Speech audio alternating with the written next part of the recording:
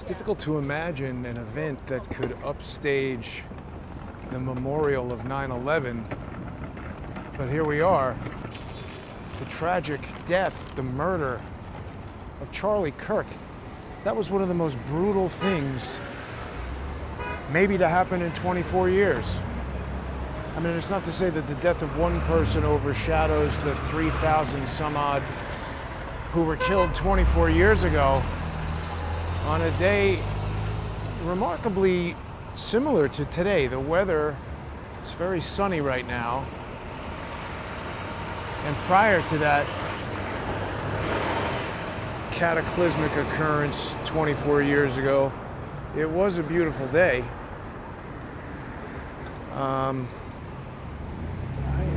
It's difficult to find words. What was done to Charlie Kirk was so terrible. It's hard for me to understand if it's worse, the reaction that some people have been having. There have been so many people who have been celebrating the death of Charlie Kirk. I mean, what is wrong with people? We've got so many psychopathic people living among us. And when I say that, look, obviously I'm not a mental health professional, but it's my understanding that one of the definitions of psychopathy is the inability to feel remorse for other people, to understand that even if you didn't like Charlie Kirk, the guy's got a 3-year-old daughter. Well, he did. 1-year-old son, a wife. What happens to them now? And people are celebrating those sick people. Obviously, I think people who watch Crowdsource the Truth aren't in that crowd, but you've seen these videos.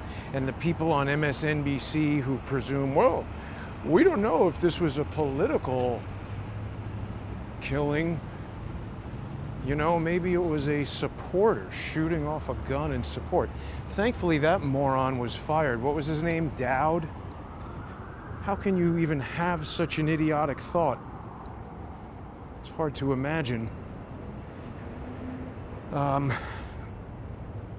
a lot of people, I think don't know. We're still in shock, really, In a lot of ways, this murder of Charlie Kirk, we haven't had anything like this since, look, obviously there was an attempt on Trump. Thankfully, they missed. That's another group of psychotic people. This is all the same psychopathic people who say, oh, too bad they missed Trump and hooray for Luigi. I don't even know much at all about that guy who Luigi killed, but he's another guy who had a wife, probably had kids. Even if he didn't, the point is, what did Charlie Kirk ever do? He's telling people to go find religion and get married, have kids, don't be a pervert, don't do drugs. The guy had a positive message. I mean, look, I can't say I was friends with him. I think maybe I spoke to him 2 words at a Turning Point event 5 or 6 years ago. So I didn't know him personally, but it doesn't matter. This is obviously super unimportant, but you got a boot on the Ferrari. These guys are interested. It's September 11th today. And you wouldn't know it. I mean, 24 years ago at this moment, there was a different vibe happening in this city. I didn't mean to get distracted by that nonsense while I'm talking about Charlie Kirk. You don't need to know him to be outraged by this. The fact that we've come to a place in the United States of America where not just the miserable waste of life who pulled the trigger,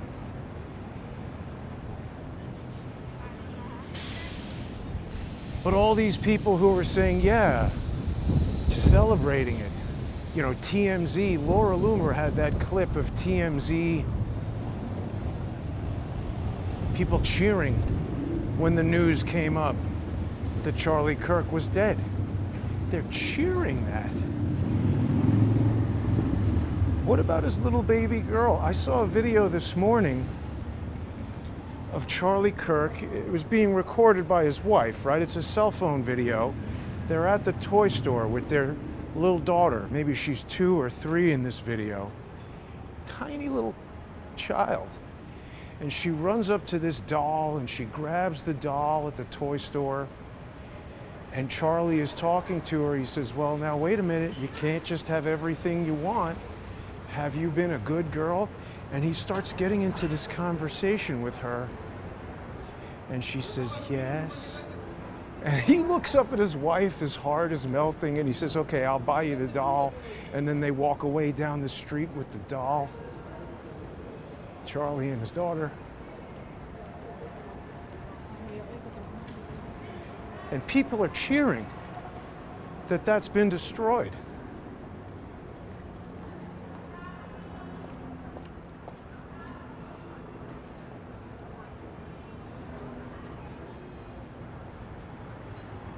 Think about everything that Charlie had to do right to get to that moment. He meets this girl, decides I'm going to ask her on a date, has to do everything right very carefully to get the two of them to fall in love and get married, make a nice wedding, have the daughter. You know, he's taken care of his health all his life to be a fit adult man, have a child with a woman who loves him, raise the daughter to be polite and understand that she's got to be a good girl. And then think about how easy it is, by contrast, for this criminal psychopath to do the wrong thing for 1 second. Pull that trigger.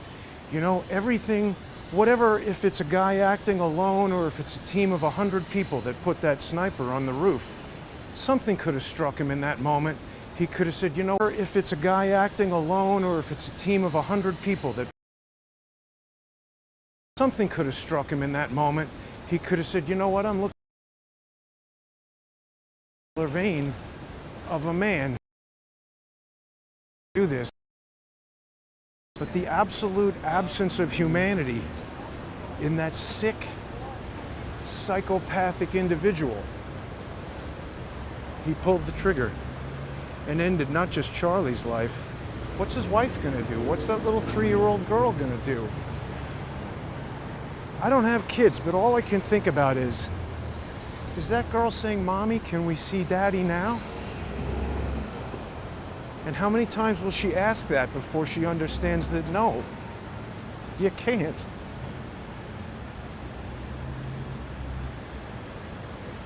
There's nothing they can do to whoever did this that will fix it. And that's not to say he should be let go. The harshest available penalty needs to befall that person.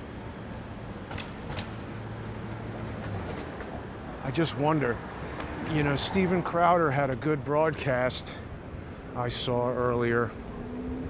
He got some information from somebody at the ATF or the DOJ. It made sense what he was saying.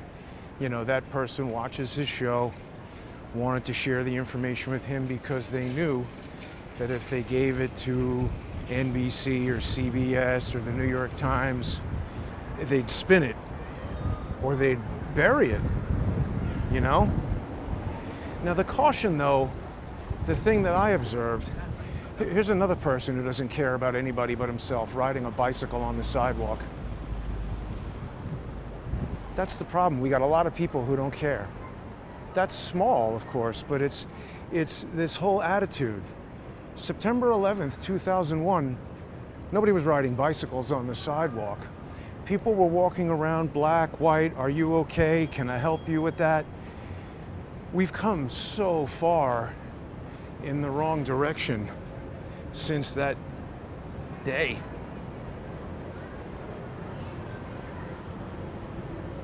Even this building, it's not a symbol of hope. It's a symbol of tyrannical. That's not what's supposed to be there.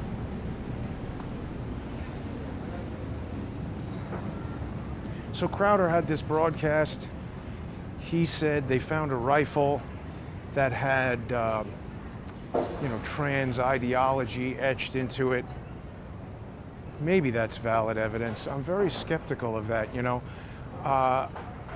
Doesn't that, it's possible that that's the gun that was used, but why would the person wrap it up and leave it in the woods? To me, it seems more likely that that would be misdirection, deliberately planted evidence intended to misdirect the authorities, because obviously the guy on the roof wants to get away.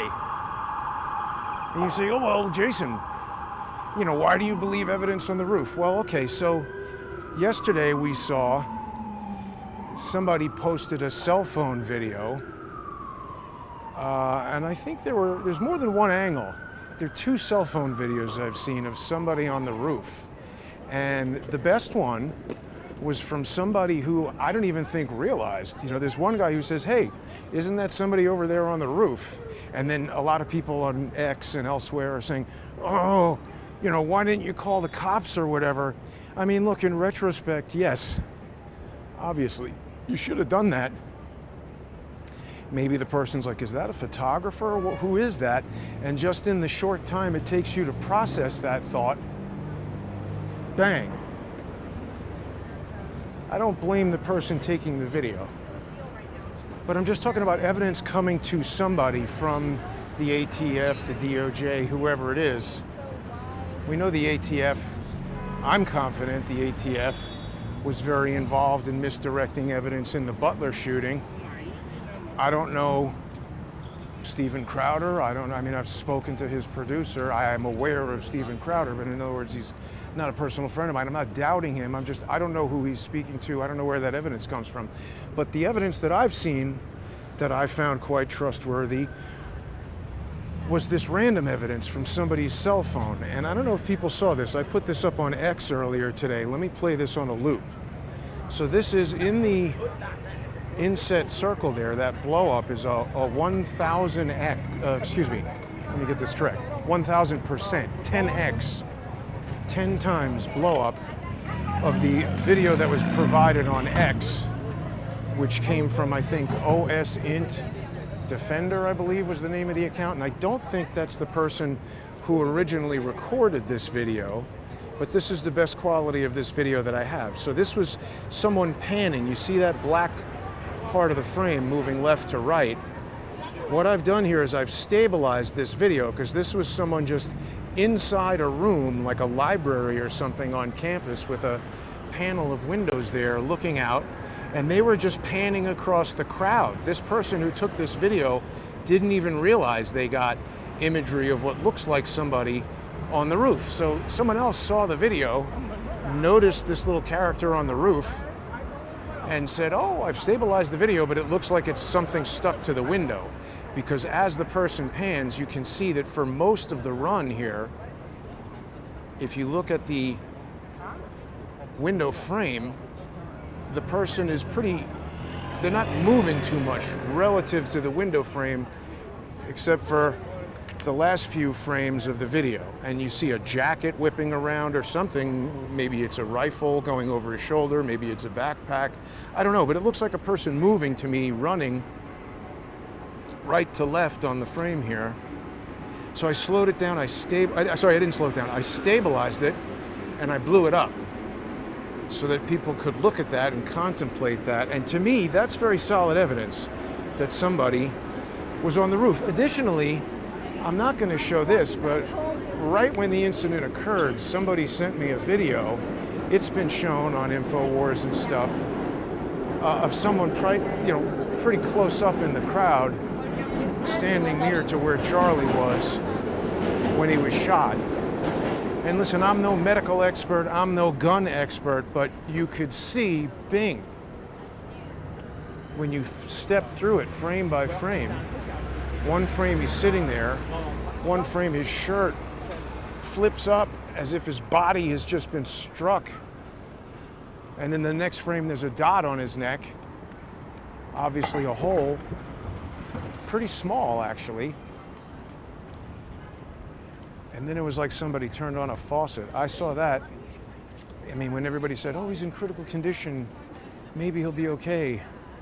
Look, I didn't want to be negative, but it was obvious to me that nobody could survive that. I have to think he died within seconds of that. I don't know how quickly you die from how much blood loss, but I don't know that I've ever, not in a movie, seen that much blood come out of somebody. It was horrible. It's not big, you just have a lot of fur. So anyway, that evidence leads me to believe that there was somebody on the roof. Also, just the fact that that hole in his neck was so perfectly placed, the person doing it obviously had some level of experience with guns. Very good aim. You know, I mean, that's... Even if we can't tell. People said, oh, well, why wouldn't they shoot him in the head? I don't know. I'm not a professional sniper. I'm not a professional assassin. I would presume, just based on a guess, that they might say, well, if he moves a little, or if the wind blows, or if I don't get it completely right, maybe it could bounce off of his skull. Obviously, bone is much harder than skin. And if you aim for his jugular, I say that's a kill shot. I guess. It's the only thing I can guess. So that makes me think that this person was, at first I said a professional assassin, but then they released this surveillance video of somebody wearing all black, which does seem to at least match the silhouette. Now granted, that's a very low resolution, small little clip. Even when I blow it up 10x, 1000%, we basically just see a silhouette running there. You can't make out too much, but that's at least consistent with a guy wearing all black, and now they've got surveillance video of a guy wearing all black. It starts to fit together. Yeah, people are saying they wouldn't celebrate the death of even their worst enemy. I mean, I agree with that. I don't even think I celebrated when we heard that, you know, Osama bin Laden had been killed. And that's ostensibly someone who they tell us is directly responsible. I don't think that's true. Telling people how great that Charlie.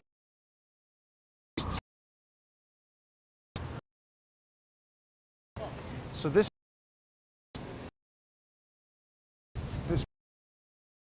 now it's days to get in here around September 11th. I guess it's the end of the memorial services and stuff. This is this Silverstein-owned park where lots of different stuff fell, and there have been different, I guess this is permanent now. Over the years, there have been different art installations here.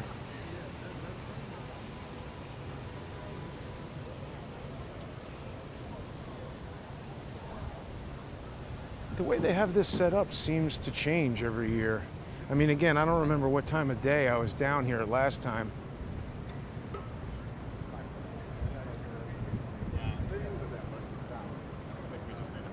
But maybe we're allowed.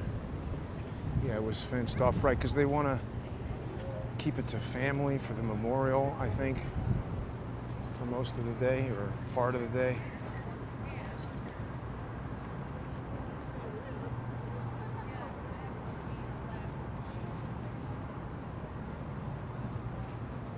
But I think a lot of people are rightfully thinking about Charlie Kirk today and the horrible fate. Because again, what I was trying to say before is, it doesn't matter if you were friends with Charlie Kirk, or if you didn't know Charlie Kirk, or even if you didn't like Charlie Kirk. Anyone sensible is going to realize that this means that we've gotten to a place in society where you just can't even disagree. You can't go out in public and expect it to be safe. I mean, this is not a civilized society where you just murder people.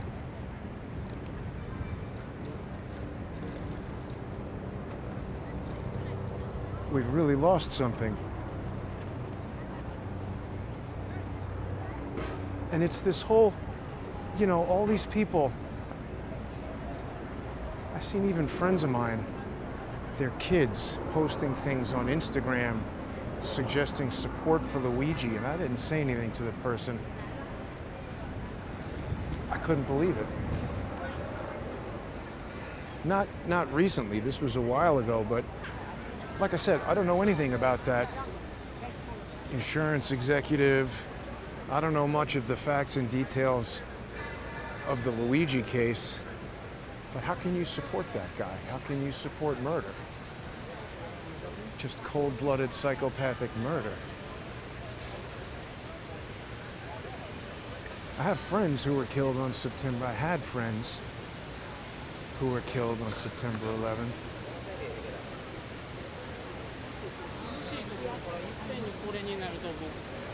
Howard Lutnick, the Commerce Secretary, was the CEO of Cantor Fitzgerald. A friend of mine worked there. He was up on the 98th floor when the plane hit. And don't come in the comments telling me, oh, no planes hit, Jason. That's nonsense. I debunked that with Ole Damagard. I was super disappointed with Ole. Not that he disagreed with my assessment, but that he couldn't intelligently articulate his alternate theory. I gave him a very scientific.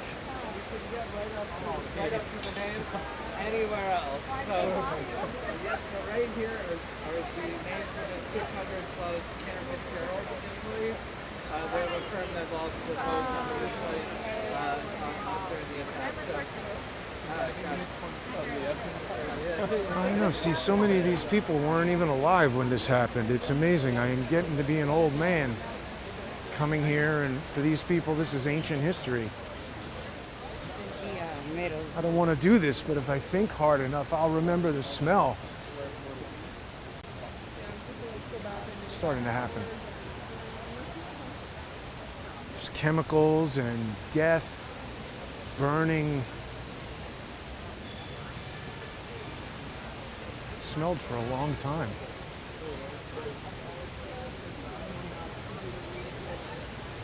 Like burning concrete and hair. I think most of these cops were little kids when this happened. I had an encounter yesterday in the park. Bella Abzug Park, up there by the High Line. And it's a nice park, you know. They got a fountain. It makes a sound like this. Sounds like a waterfall. It's kind of relaxing. A lot of people like to go there and read and do yoga. And I was walking through there, and there was this table where 3 thugs were sitting there, smoking, rolling joints, doing all kinds of stuff. And I'm not making any kind of comment on cannabis. It is legal. I support the legality of it, but it's not legal to smoke it in public, and it's certainly rude. Cigarettes are legal. Booze is legal. You're not allowed to drink and smoke and cavort in the park. It's for little kids and old ladies to be able to enjoy it without feeling like thugs control the place. So I've been trying to take the advice of wiser people and not directly confront these morons. Particularly, we see, you know, we got all kinds of assholes riding electric bikes through parks where they shouldn't. We got people who are stabbing on the subway.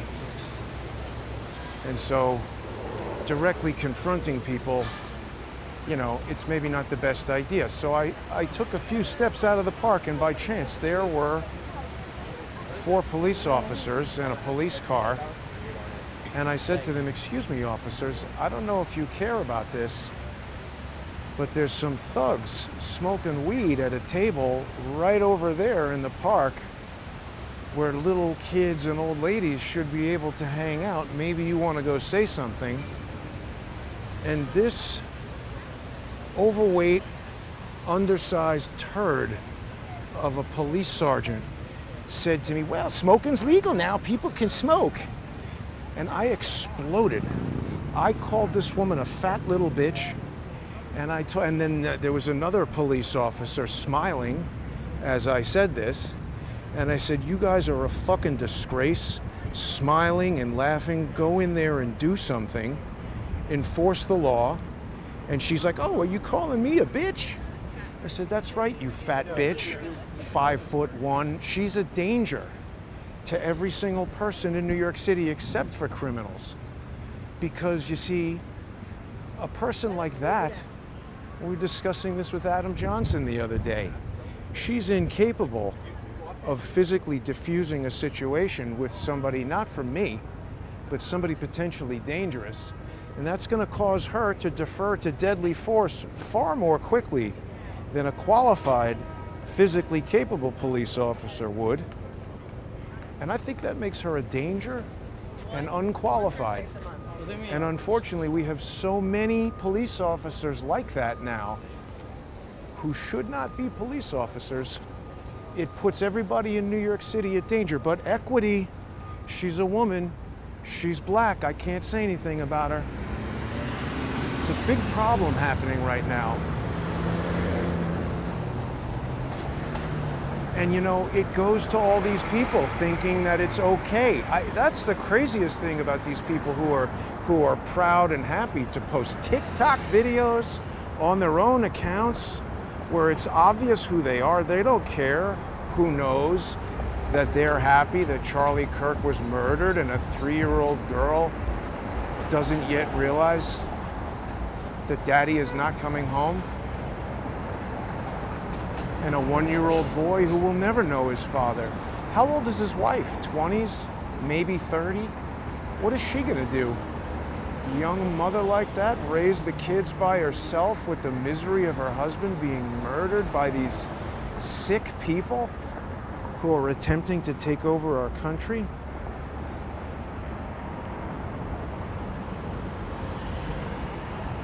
Yeah, people are saying, do you not know that they don't care? So, Liska Kissa says this is a Mossad operation. Are you fucking stupid?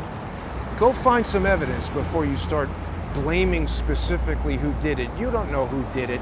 There's so many hate-filled morons because, you know, you say some shit like that, Liska Kiska, and everyone's like, oh yeah, Mossad, Israel, Jews. And then people come at me and say, oh, you're Jewish, you must be a Zionist. You are so fucking stupid, Liska Kiska. See, this is just probably somebody coming into the comments to say that just to upset me, to get me to respond to them, because there's so much crap like that. You know, this is social engineering on the order of George and his stupid asshole brother.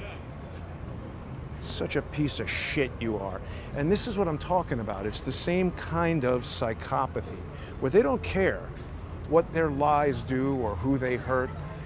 You know, George's brother, in the midst of Charlie Kirk being murdered, was busy sending emails to Chris Boozie's attorneys trying to get me in trouble in court. And you know why he's doing that? Because he's the one, George is the one, who initiated this lie where George made up out of whole cloth the falsity that I had raped a world famous. Maybe this will resume it. If I hit that soon enough, maybe that'll resume it. My only hope of resumption, I think. Did we resume? Yeah, people are getting lots of buffering. I think I did something that might fix. Go find some evidence before you start blaming.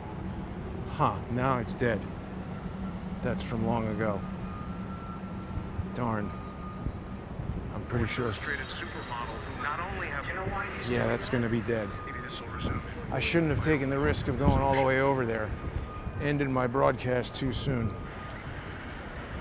we resume? Ah, it did resume. All right, well, we're back now at least. So yeah, sorry, I need some better tools for telling me when the connection is getting weak. It's working now, good. All right, well, I've figured out a way to recover when that happens, so I'll stay outside. I was gonna go over by the water, but I guess that's a spot I can't go in.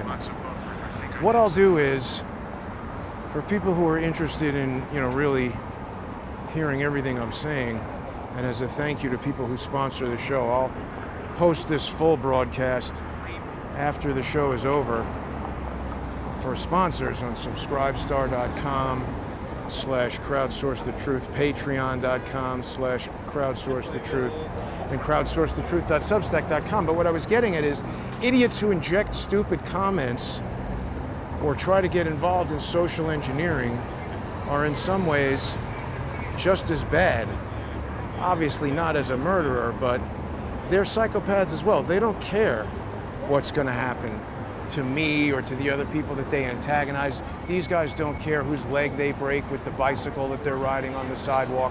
The cops in the park don't care either. They just want to get their pension and, you know, check their cell phones and go home and basically do as little as possible. Somebody had a pretty irritating comment. This is their opinion, it's fine, but it really bothered me. I made a video, I put it on Twitter. People who are following me on, on X, people who are following on X might have seen this. I intended this to be a tribute to Charlie Kirk. Take a look at this. You strike me The down, dark I side. shall only become more powerful than you can imagine. I mean, I thought maybe Charlie Kirk would like that. It's my opinion. The person deleted their comment. They said like, oh, this is tacky. And I said, well, you know what? Okay, that's a point of view. I was worried about that when I was making it. Will people take this the wrong way? You know, insensitive or whatever. But I was trying to say that Charlie Kirk is a hero. He's a legend, as Trump said. You know, he stood for doing the right thing, bringing back family values to America, raising your kids and, you know, not being a pervert and a drug addict and an alcoholic, which, by the way, George is all of those things, and his brother. Maybe not a drug addict, but a certainly perverted, drunk moron.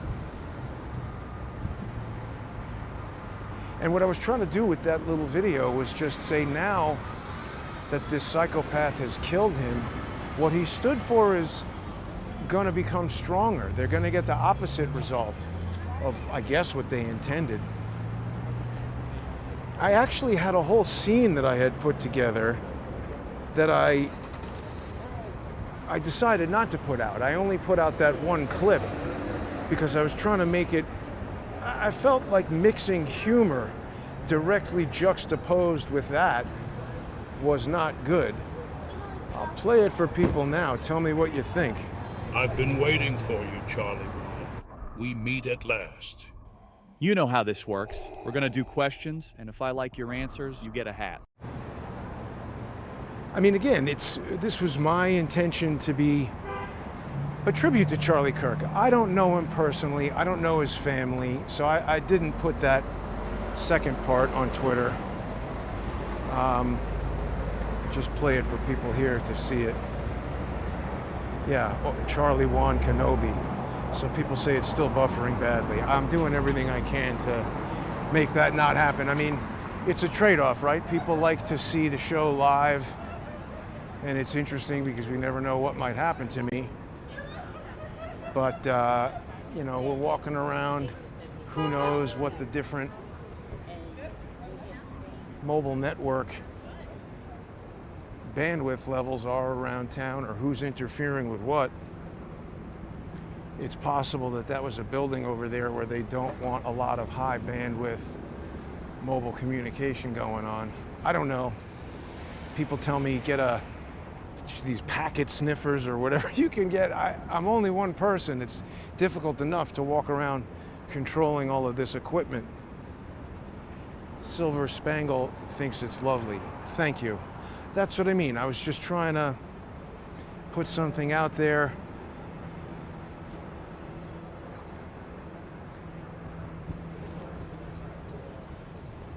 Something good.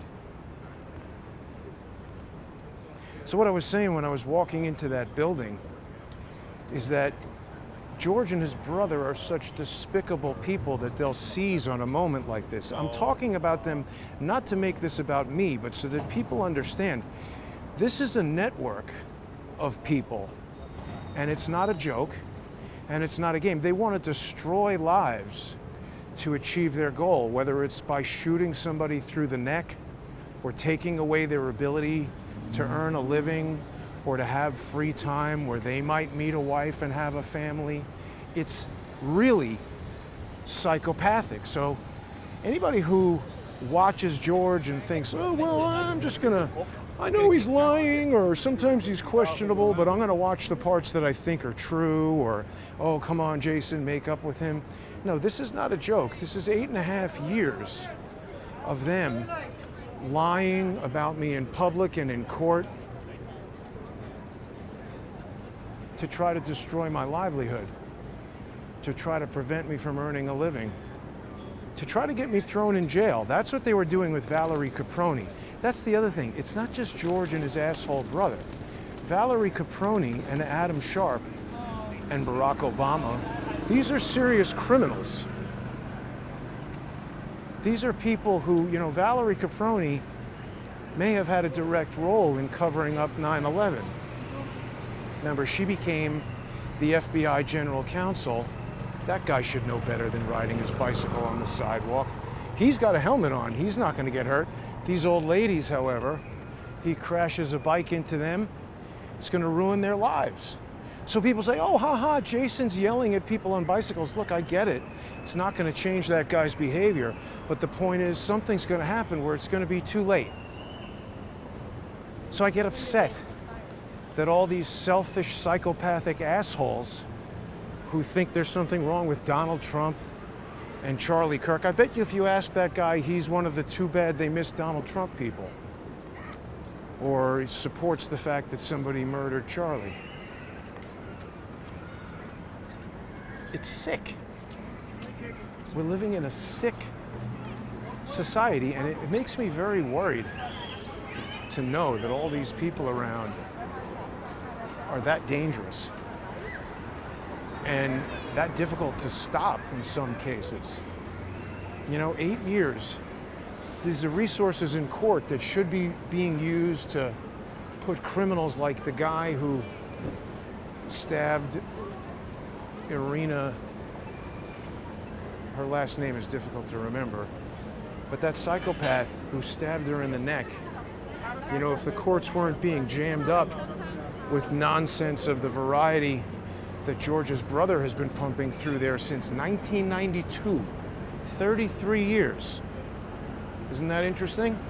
This is the 33rd year. I mean, he's been doing it every year before then, so that's, you know, perhaps not a coincidental occurrence of the number 33, but abusing the courts for 33 years and nothing has been done. I'm going to get that guy put in jail because it's not just that he's bothering me, he's a criminal cyber stalker and a serial harasser. Cyber stalking and harassment are crimes. And just like these lazy police officers won't do anything to stop crime in the park, they won't do anything to stop any crime. We've got Lisa Cook setting the mortgage rates while she's stealing money. That's tax fraud. Then we've got a judge, Jaya Cobb.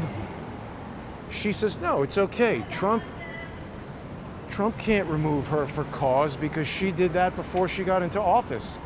I mean, this is idiotic gerrymandering of logic, facts, and law.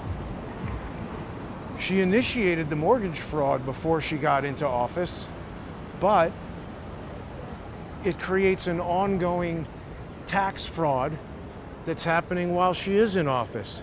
Do people recognize this? 33 Thomas.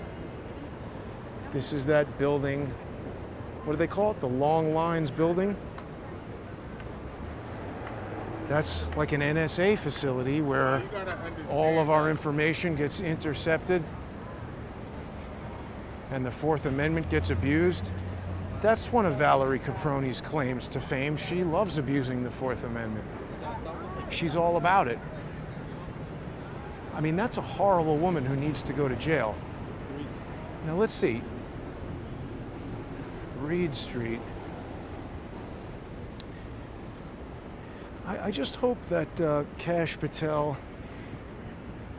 is up for it. So right, I didn't finish this thought, I don't think. We had this evidence from Steven Crowder where he was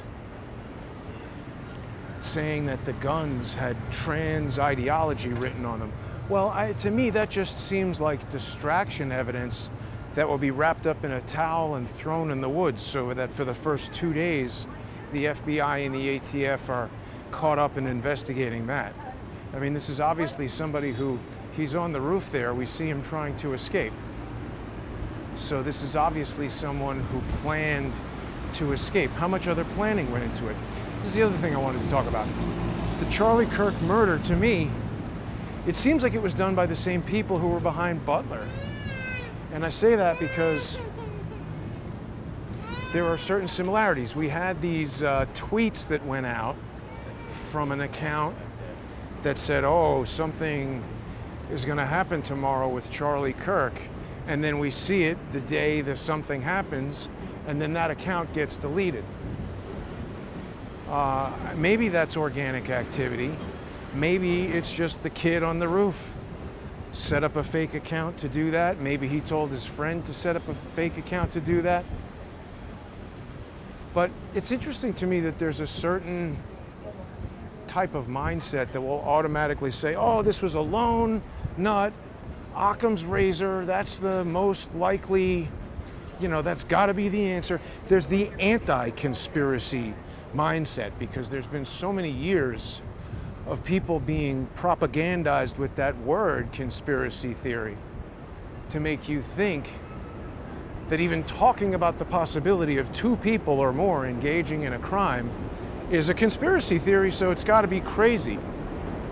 Well, I mean, I just look at that bullet going right through Charlie's neck, so precisely placed, where how many people said, oh, next time don't miss, you know, making jokes, ha ha. I think even Joy Behar and those idiots on The View made certain jokes like that. Don't miss, right? And what kind of unstable moron is out there hearing that, thinking, okay, yeah, I'll be the one. You know, look at how they're lauding Luigi, he's a hero. What's this? Thomas Edison, The History of Western Union. What is this?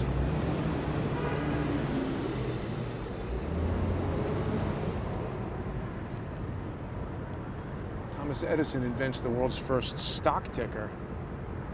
All great ideas begin with what if. He was a Morse operator with Western Union. His early inventions were completed with the support of Western Union. Didn't know that. See, there's a lot of history in New York. We've just come so far from some of this kind of stuff. Western Union has the first domestic communications satellite for the United States in Westar 1. In 1982, less than a decade later, Western Union became the first company to have 5 communication satellites in orbit. Here, look, Westar 1. Do people see that?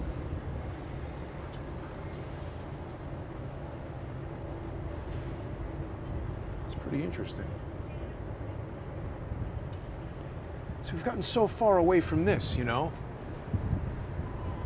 I don't know how old Thomas Edison was when he was a Western Union telegraph operator, but today's version of Thomas Edison is some 25-year-old shithead sitting in the park rolling a joint.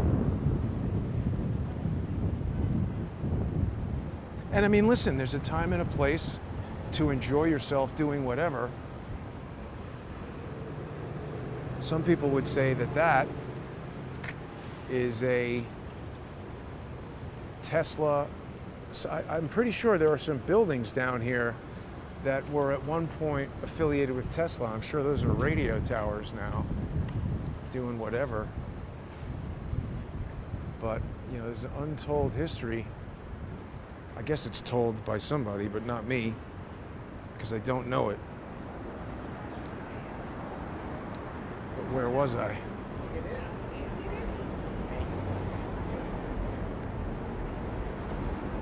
Yeah, good, we're still rolling. Yeah, just the people who are so willing to engage in the psychopathic destruction of life as we know it for their own enrichment. It's so selfish and self-destructive, you know? Valerie Caproni, I've got evidence that she violated the Judicial Security Act. And same thing, well, he wasn't a judge, so not the same thing. I don't know that I was able to prove this with Caproni, but when I was investigating mortgage fraud, right, we were talking about Lisa Cook and all that. So we've got this whole entire kind of class of judges who are just willing to break the law, ignore the facts. Right now we've got Jaya Cobb. I was speaking about this with Charles the other day. Jaya Cobb is the judge in the Cook v. Trump case, where we've got now, I think, 4 days until that, what is it? FOMC, Fed, Office of Market. I don't know what it is, but it's some kind of big vote with the Fed, where obviously one side of this argument wants Lisa Cook to be in it, and the other side doesn't. And frankly, I think we shouldn't have a serial criminal voting on important matters. What's going on with this Buick on the sidewalk? I mean, as we've heard ad nauseum, she hasn't presented evidence to deny that she had anything to do with this mortgage fraud. She hasn't said, hey, this is an error, these documents are wrong. Who the hell is this? Fire officer. Just park on the sidewalk.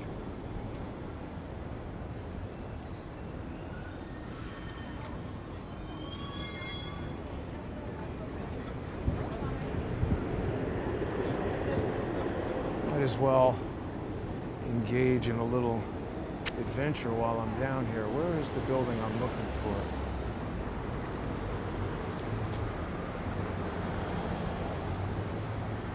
What's life without a little adventure?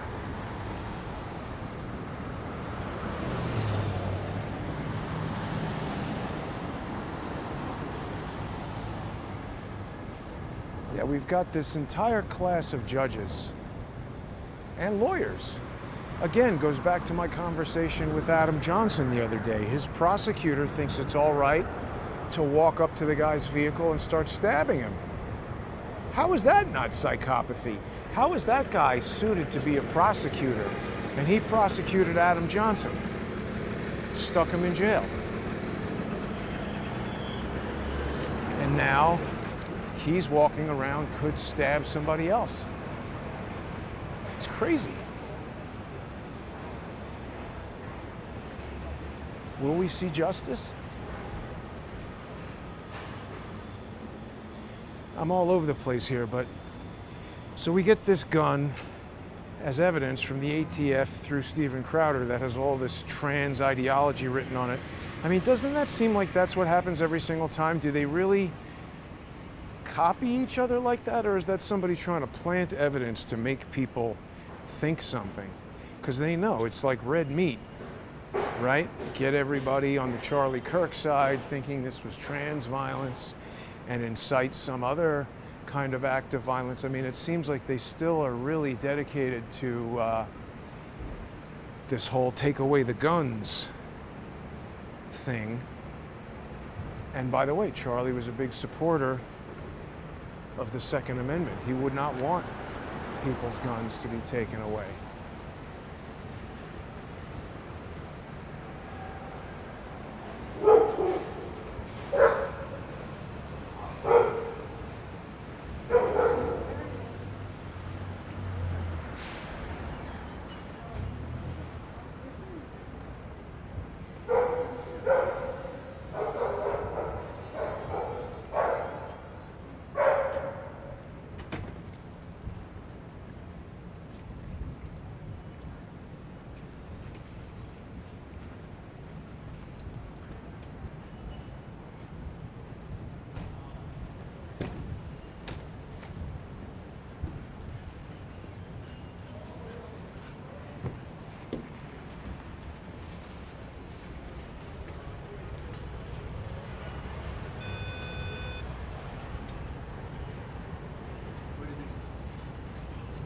Jason, is Andrew there? this guy said, who is it down on the street? Nobody answering here. Wow. I'm not going to go in. No, I can't go in. I just wanted to talk to the person. That's Andrew Weissman's house. I'm not going to go in there. I wanted him to come down and talk to me. Why were they buzzing me in? That must not have been Andrew Weissman answering that door. No. I'm not here to break the law or intimidate the guy. I just want to talk to him. Ask him why he lied about his relationship with Felix Sater.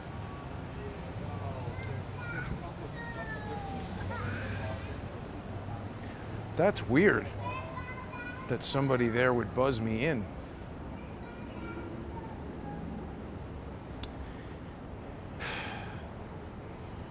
No, that would have been the wrong thing to do. You can't start going into people's houses and recording them. I just wanted him to get on the buzzer. I was going to invite him downstairs.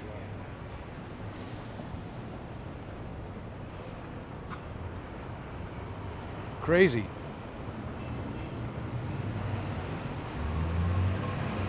So I don't know, my first thought is that this is planted evidence, you know, and of course, everybody's running with it. Alex Jones, and I saw it all over X, people talking about this transgender ideology being written on the gun. The first place we saw that was in the New Zealand Christchurch shooting with the white chalk written on the gun. And that worked in New Zealand. They took away everybody's guns, I'm pretty sure. That's what they're trying to do. Take away all the guns. And they're going to keep doing these shootings until that happens. So, right, was this guy who shot Charlie Kirk acting alone? I don't know. I mean, you know, we saw that video that I showed of somebody running on the roof in what looks like black clothing. It really could be anything from this distance with a silhouette like that. But there's surveillance video, I think from campus, that the FBI has released that shows a guy in black clothing, which certainly would match this. And hard to say even from that surveillance video the FBI has released, but it looks like it could be a college student. Now I looked into the gun policy at the, what is it, Utah, whatever it's called, university there. I forget the name now, but I looked into their gun policy and it matches Utah state law, meaning students who are 18 years old or older are allowed to have firearms on campus. So my first thought would be it seems to me more likely that it would be someone who was a student there, because students would have more access to campus buildings than somebody coming from off campus, right? I mean, NYU and places like that, you have student ID cards that allow you into buildings where if you're just a person off the street, you might not be able to access these buildings. So again, you want to kind of like narrow down who you're looking for. Just chasing through the woods for somebody who ran away, sure, that's one approach, but who was this person? How did they get on campus? I mean, that looked like an expensive college to me with fancy library buildings and stuff. Don't they have surveillance video all over the place that they must be looking at right now? Doesn't somebody see that person get into position?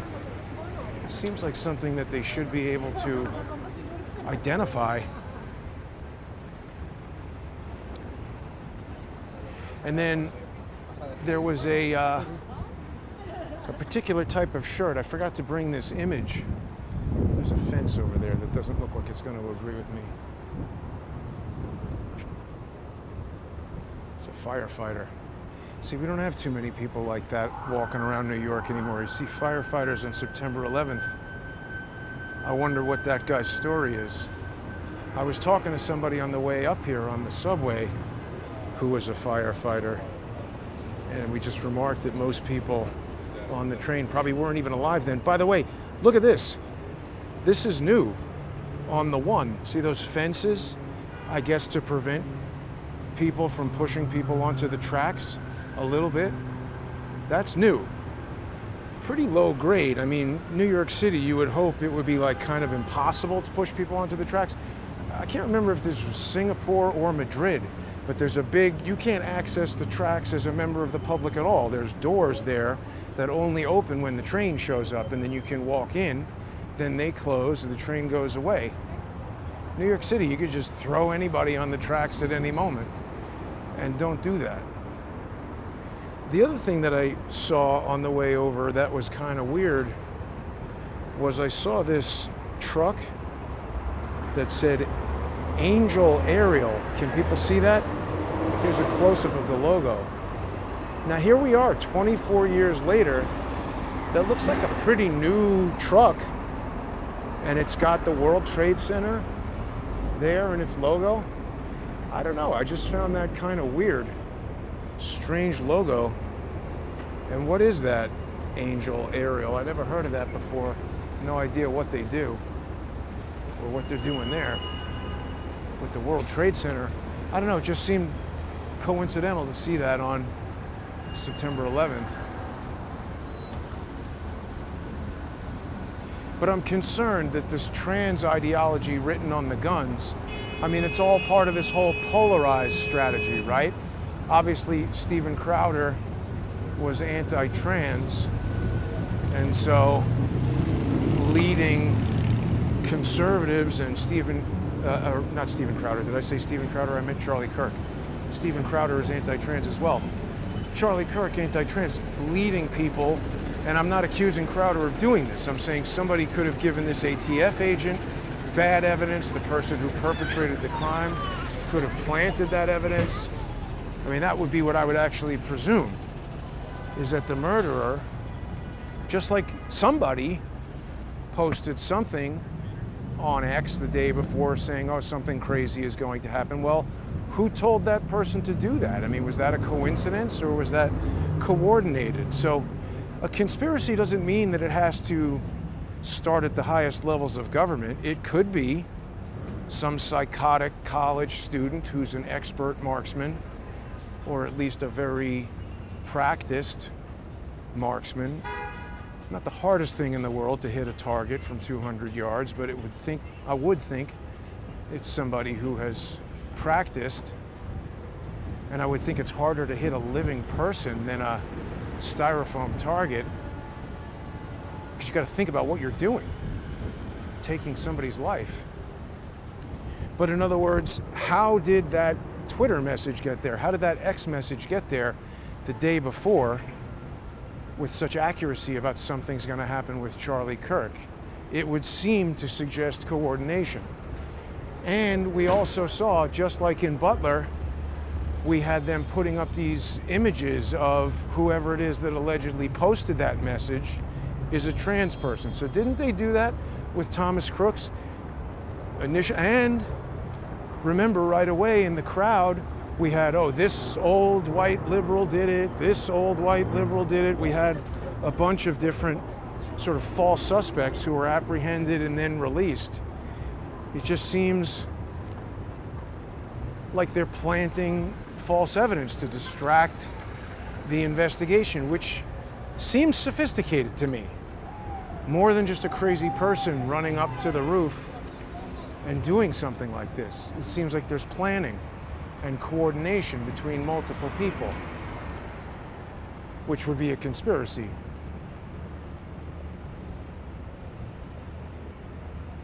They say it was only 50 yards. Well, who said that? I heard it was 200 yards. I mean, the building that the guy was on has been identified.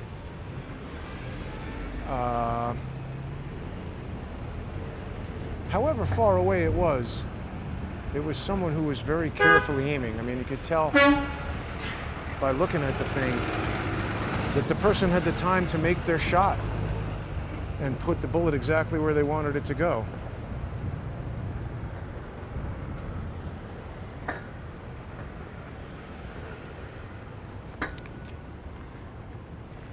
And then, of course, we have the usual chorus of, what's her name, Pocahontas, saying it's gun violence. I think Adam Schiff also said something about this is all to do with gun violence. What about to do with the mentally ill and assholes who don't give a shit about anybody but themselves. That 20-year-old kid,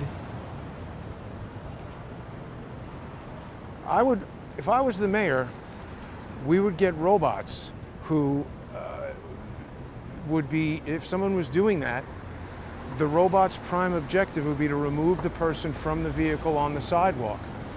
And if your activity in an unauthorized vehicle on a sidewalk resulted in the destruction of city equipment, namely that robot, you would be charged double the value of it as part of your punishment. And if that meant you had to work breaking rocks, doing whatever, picking up garbage, we got to start doing stuff like that so that 20-year-old schmucks like that don't ride around on their scooter risking people's health and safety and smiling because they think it's great. That wasn't happening 24 years ago on September 11th. For a minute in time, people cared about each other and realized that life is fleeting and delicate and something that we should all try to protect rather than destroy. Think about all the evil people that are working to destroy the good things that people are working hard to create. It's terrible. Lisa Cook. So we've got this appeal from the Trump attorneys in the Lisa Cook case. I haven't had a chance to read that appeal, but again, I just don't know if the timing of it, I don't see how that could possibly be resolved unless the appellate court picks it up today. And by the way, well, that's in DC, but I'm sure there are important cases being decided in New York that George's brothers' shenanigans are distracting from. I don't know every case that's going on in DC appellate court. Maybe they've got lawfare practitioners who are busily wasting their time and resources there to prevent that important case from going through. I wouldn't be surprised. That's how these guys operate.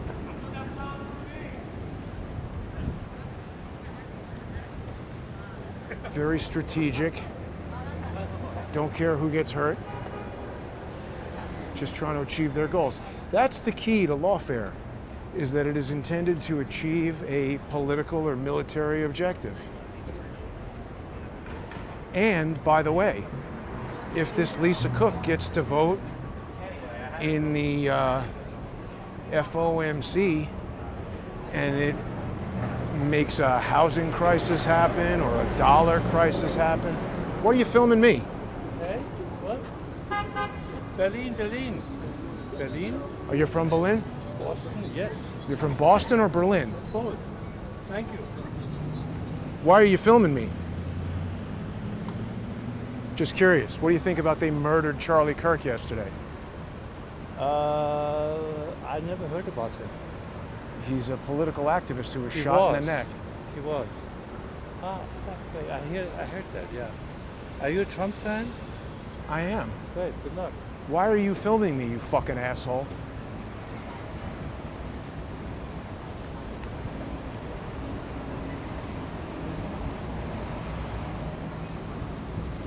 And people say, well, Jason, you're recording him. But I didn't single him out and start recording him. I'm just walking around minding my own business. Hey, German guy, come back and talk to me. You put your nose into my business. Don't walk away. Let's have a conversation.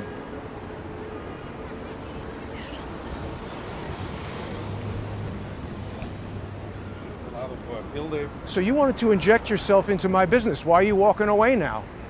You seem like a fucking asshole to me. You want to have everybody in Ukraine get killed? That's what Germany seems to want to do. Why did you walk up to me and take a picture of me, fuckface?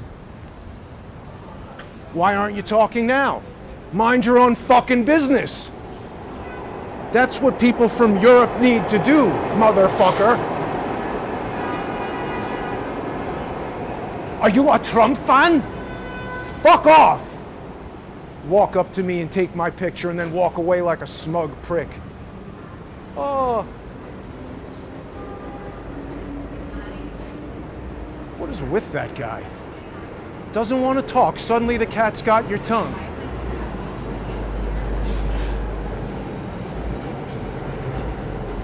So when you were a little boy, did you live with Nazis, you motherfucker? I bet you did, you vile fucking prick. Why'd you mind your own fucking business instead of walking up to me and starting taking pictures of me? You got nothing to say about it now, do you? You fuck.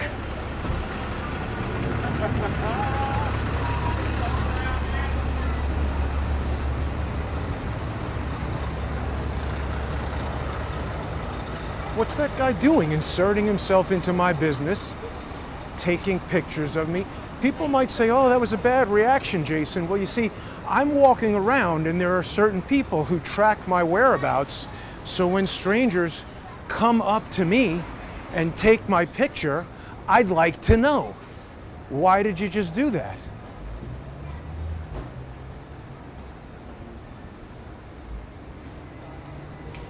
I mean, that guy looked to be about 60, right?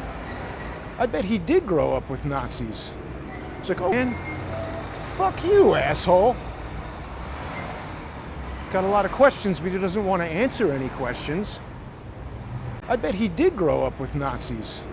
It's like, oh, are you a asshole? Doesn't want to answer any questions.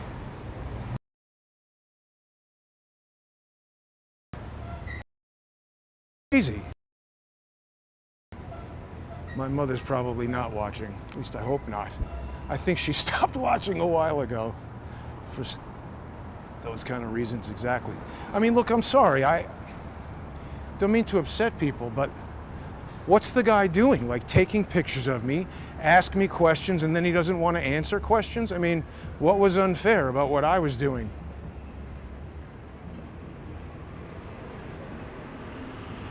The ATF says it was the building across the street. I mean, I don't really... Burr, Boston, he's an idiot, that guy. I don't really believe anything the ATF says. Until they give us the original photo from Detective Gianvito's phone. He did look like an Antifa Nazi. Stupid asshole. Come up to me and invade my space. Why wouldn't he tell me? What are you taking the pictures for? I would tell him. I'm doing a live stream. People have seen me do that. I tell people where they can see it. See, he feels justified. Oh, because you're a Trump fan, I can take pictures of you and mock you, but you can't ask me any questions. I tell you, where was that son of a bitch on September 11th?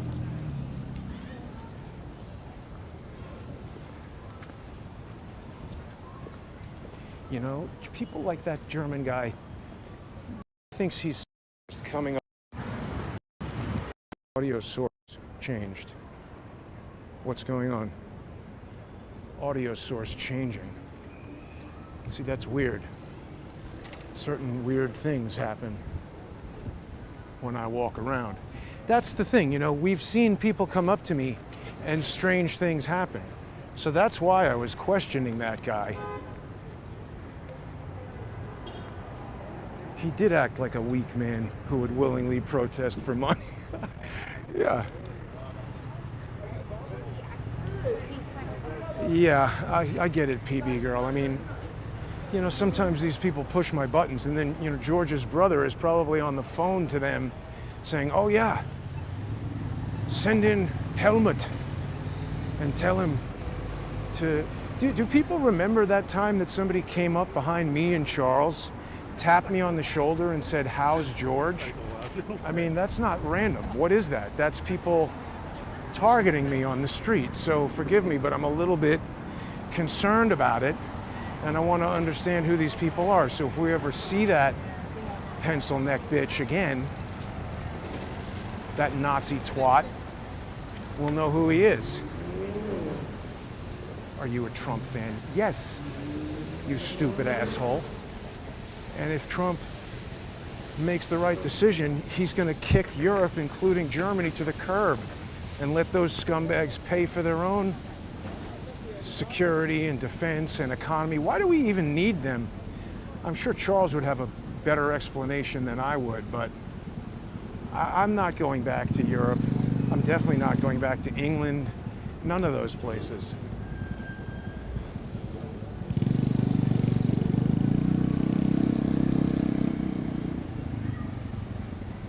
Guy's invading my space, asking me questions, and then he prances away like a girly man. Excuse me, I have to go put on a skirt and high heels and go to the sex club. Weirdo German asshole.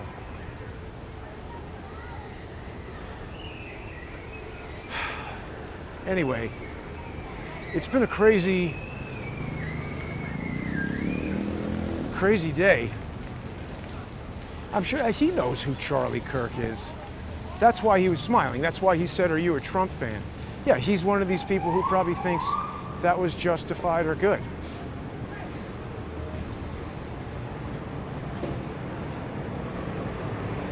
You know, he's one of these people who's going to be for Luigi and upset that Uric missed.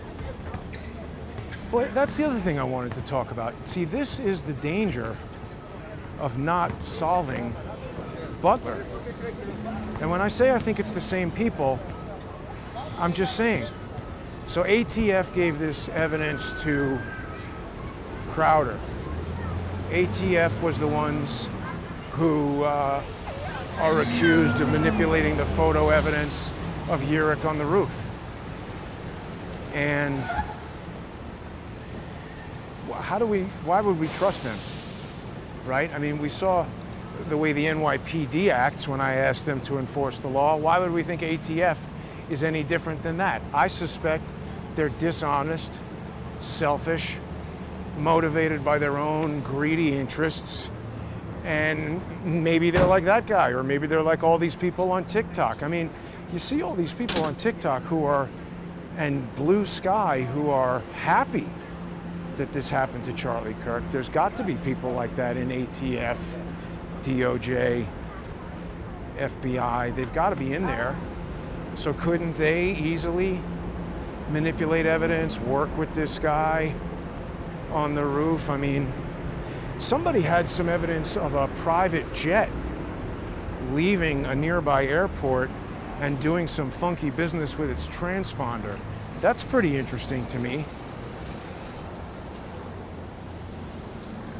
What's that about? I just wonder if Kash Patel and the FBI are even capable of solving a crime like this. I don't know if they want to.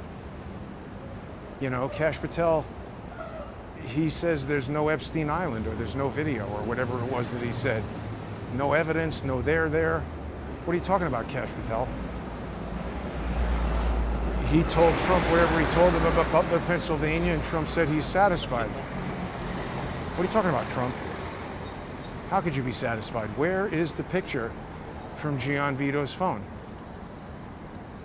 Who's that person walking around who looks just exactly like Thomas Crooks going to the supermarket and the lawyer with Thomas Crooks' father?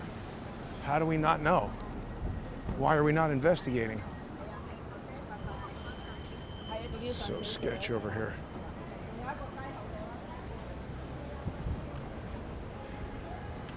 I mean, 24 years ago, if you had walked around right here, I mean, honestly, like, this is maybe the result. All that money spent destroying Iraq and Afghanistan, where did it get us? What good did any of that do? This guy about to plop his skateboard down.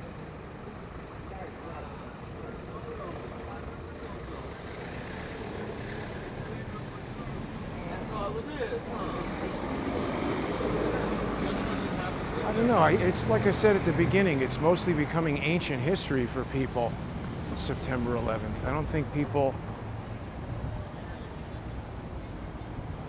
really care. I wonder what all these people who support the murder of innocent people, what do they think about September? They can't possibly care.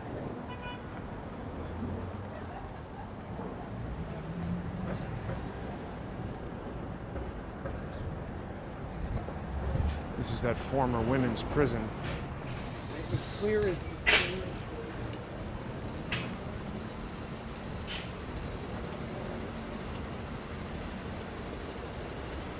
Yeah, so George's brother was agitating the court and the attorneys in my case against Chris Boozy all morning. He's got to be put in jail. And I was like, oh, for what? Cyber stalking, harassment, doing that over the mail and over the wires, it's fraud. Deliberately using that stuff to harass people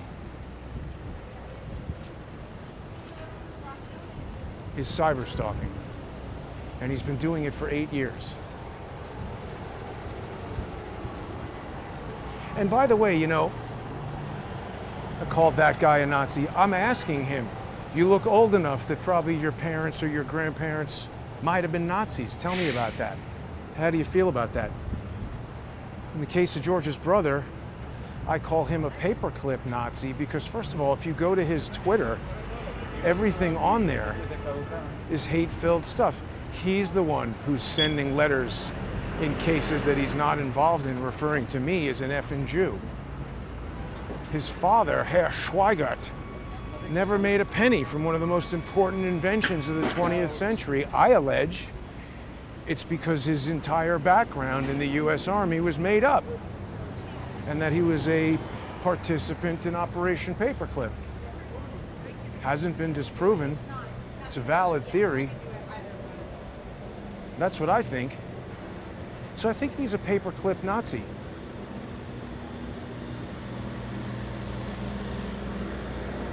And that he should go away and leave me alone. Looks like they're making a movie here. I'll be in my trailer if you need me.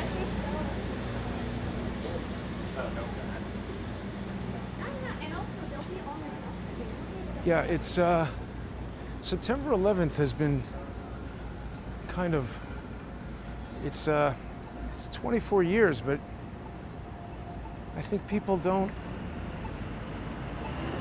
remember it. You know, when I was on the subway and I saw that firefighter, I could see on his face that he remembered it. He wasn't acting like these other people. When you see a truck like this and it says Lucy and Desi, that's the men's room and the ladies' room. At the assistant director's office right there. Here's Fly e-bike. They're responsible for a lot of the dangerous and careless bike riders on the sidewalk.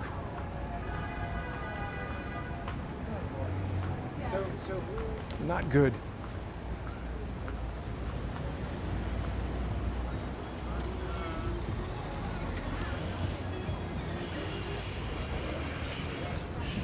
It is a beautiful day as far as the weather goes.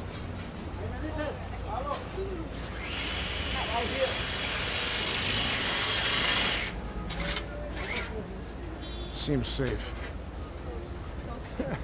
Get the Sawzall out and start cutting aluminum pipe on your knee. What could go wrong?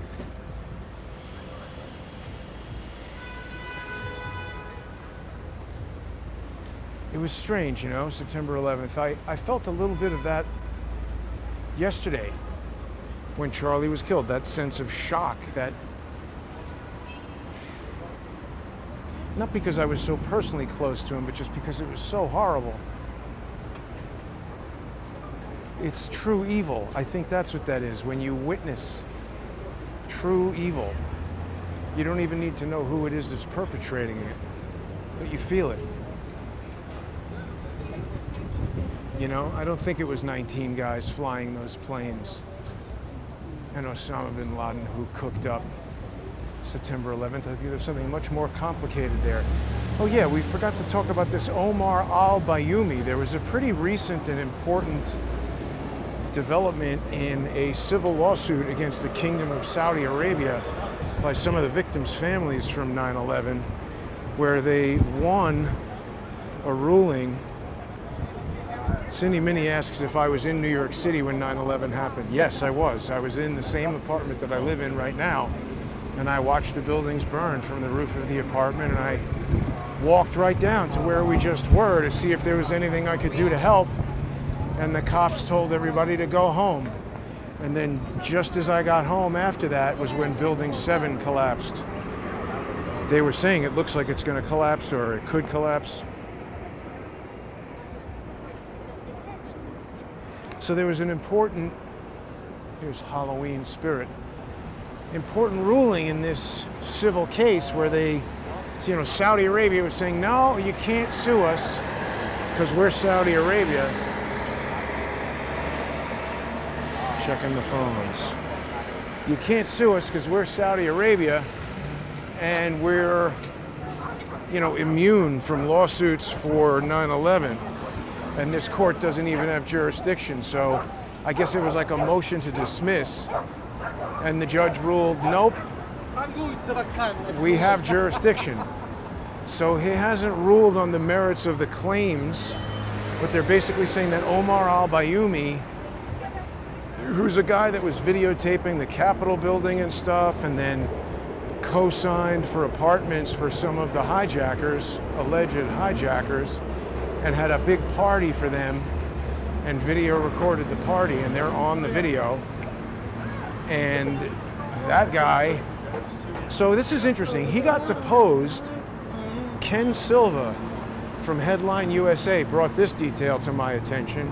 Omar al-Bayoumi was deposed as part of this lawsuit, and that video deposition, it's entered in court. The lawyer says, hey, if anybody wants this evidence, you can, email me or write to this address and we'll put it on a website for you to download or send you a thumb drive or whatever.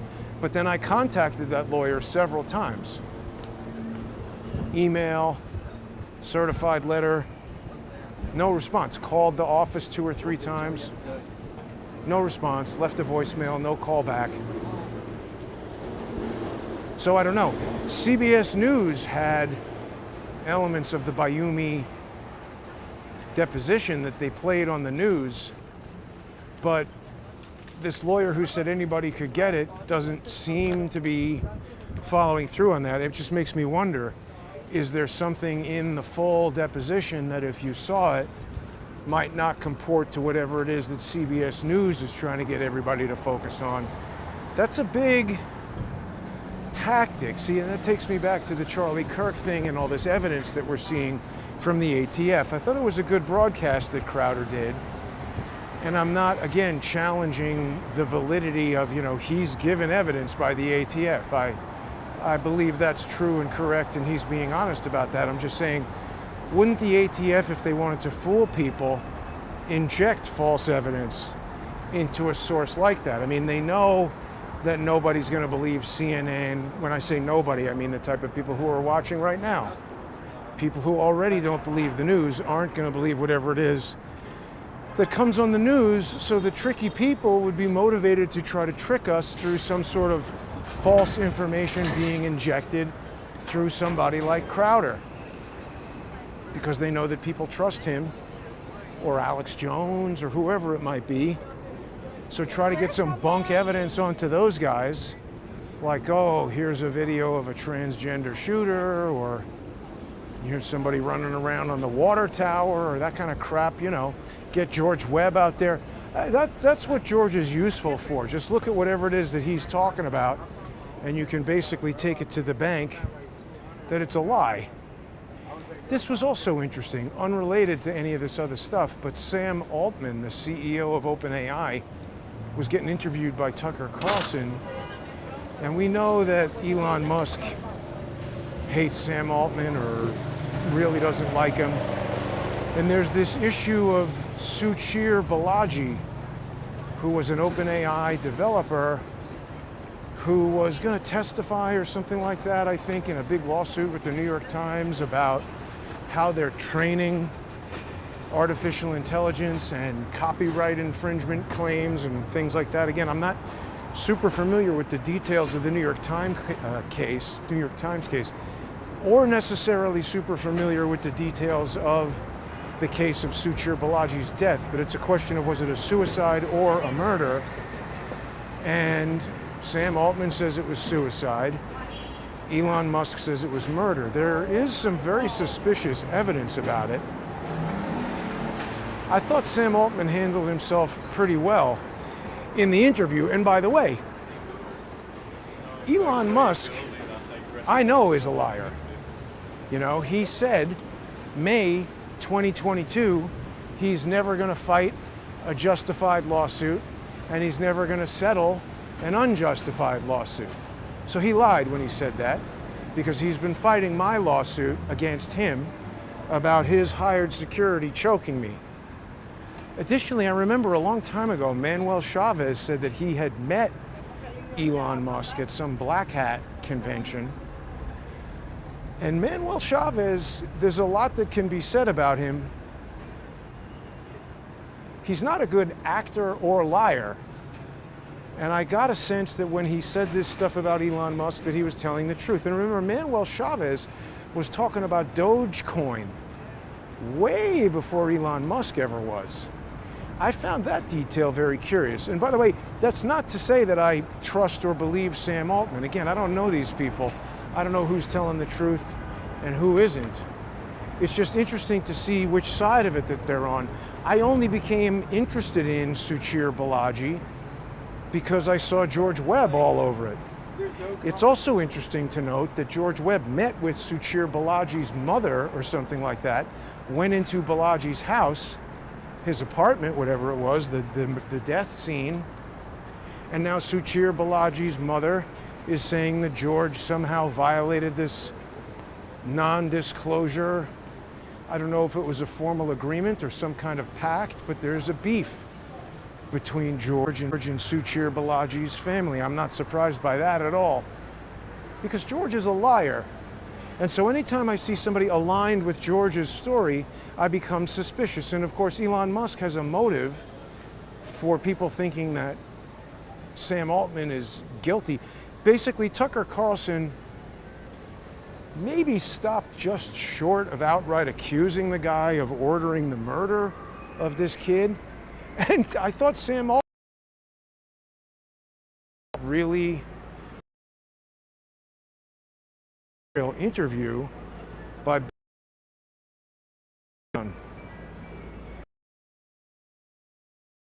parents. He was a developer at OpenAI. Disputed circumstance. So for instance, the surveillance cameras, wires were cut. Somebody else's hair. Somebody put on a wig and cut the surveillance wires. So if anybody saw this person walking into the apartment, they had long hair. They left the hair in the apartment after he was killed, and then the surveillance cameras were cut, so anybody seeing this person leave, it wouldn't match the person who was entering or whatever. It's all definitely very suspicious, but again, I would be cautious about jumping to a conclusion, because like I said, whenever George and the assholes in his milieu are around anything, I become super suspicious, because they like to make up stories and then plant evidence to make people likely to believe their fake stories. So back to the Charlie Kirk thing, if they're finding a gun wrapped in a towel in the woods, that just reeks of being planted evidence to me. You know, they had this gun with a scope on it that was a Mauser. Cullen was talking about it a little bit. And I'm not saying anything bad about Cullen, I'm just saying he sees the evidence and he's talking about it. I don't know enough about guns or Mausers. I mean, is this a gun that could have done that? It certainly looks like it. It's a rifle with a scope on it. But why would the guy leave it in the woods for the police to find it? He's obviously trying to get away. Why not take it with him? And they're like, oh, it's got the spent round in the chamber, and it's got the... Why would he do that? This is obviously someone who knows guns well enough that they can place the bullet right in Charlie Kirk's jugular vein. You're not going to take the spent shell with you so that it can't be forensically matched up, or at least allow them to have a story that says, we got the gun, we got the spent cartridge, and the rest of the unshot bullets, so those match the bullet that was shot into Charlie, and you know, we got that out of the dirt behind him, or wherever they got that. I mean, I don't know, this all just reeks of nonsense that they're going to wrap up very quickly and never tell you about who actually did it. That's my opinion. And that's what makes me say it seems like it's done by the same people who did Butler. And by that, I don't mean necessarily the same exact individuals. Obviously, some of them are dead. The guy on the roof looked pretty dead. But in other words, like IBM, I was in the park the other day. It's the same company that made the punch card machines that calculated the Nazi business that's now over there telling you about tennis. Not the same people, and I'm not impugning IBM in any way. I'm just saying this is the same team. Adam Sharp is on that team. His father was on that team. George and his asshole brother are on that team.